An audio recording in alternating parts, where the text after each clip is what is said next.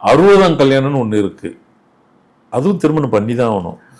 இந்த 60ஆம் கல்யாணத்துக்கு நீங்க எங்கெல்லாம் போய் திருமணம்லாம் பண்றீங்கன்றதையும் காட்டிலும் 60ஆம் கல்யாணன்றதை நீங்க ஒரு சின்னதாக சிறப்பாக நடத்தணும்னா கூட சிம்பிளாவது நடத்தியே ஆகணும். 60 வயசுல பண்ணக்கூடாது, 60 முடிஞ்சு தான் பண்ணணும். 61ல். ஆமா.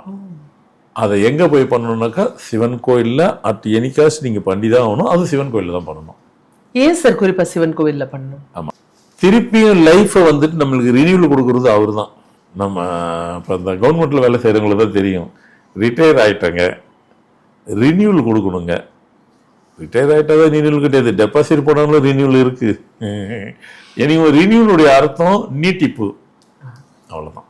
மற்றதுக்கெல்லாம் அது பணம் நீட்டிப்பு இதெல்லாம், இது நம்ம வயசு நீட்டிப்பு. அங்கே தான் இதில் நிறைய புரிஞ்சிக்கணும், நிறைய தெரிஞ்சுக்கணும், புரிஞ்சிக்கிறதோட தெரிஞ்சுக்கணும். 60ஆம் கல்யாணத்தை நாங்கள் அதை பண்ணவே பாட்டோம், எங்களுக்கு பழக்கம் இல்லை அப்படின்னாக்கா 60ஆம் வயசில் வந்துட்டு எல்லாத்துக்குமே பெரிய கண்டம் இருக்குது. மனிதராக படைக்கப்பட்டவங்களுக்கு அவ்வளோ பேருக்கும். அதில் நீங்கள் கண்டிப்பாக 60ஆம் கல்யாணத்துக்கு நீங்கள் சிவன் கோயிலில் போய் தான் கட்டாயம் பண்ணணும். 60 வயசுல இல்லை, 60 கடந்து இல்லைங்க. நான் எங்கேயும் பக்கத்தில் இருக்கிற கோயிலுக்கு போயிட்டு வாங்க, எல்லாம் போங்க, ஆனால் இங்கே தொடாமல் நீங்கள் அதை செஞ்சீங்கன்னாலும் அது வேலை செய்யாது. ஆளை ஏதாவது பண்ணிட்டு போதா அப்படின்னு சொல்ல முடியும், அப்படின்னு நான் சொல்லலை.